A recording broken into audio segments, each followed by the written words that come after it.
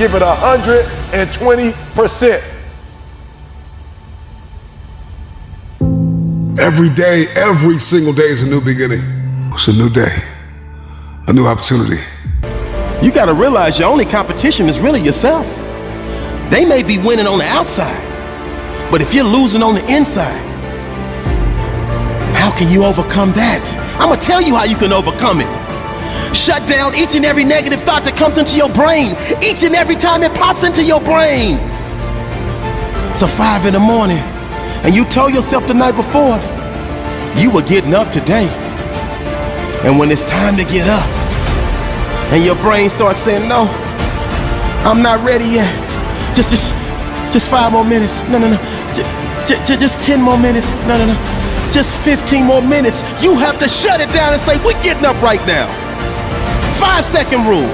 Like Mel Robbins says, you got 5 seconds to act on your impulse. See, I woke up early, went to bed late. I'm in grind mode.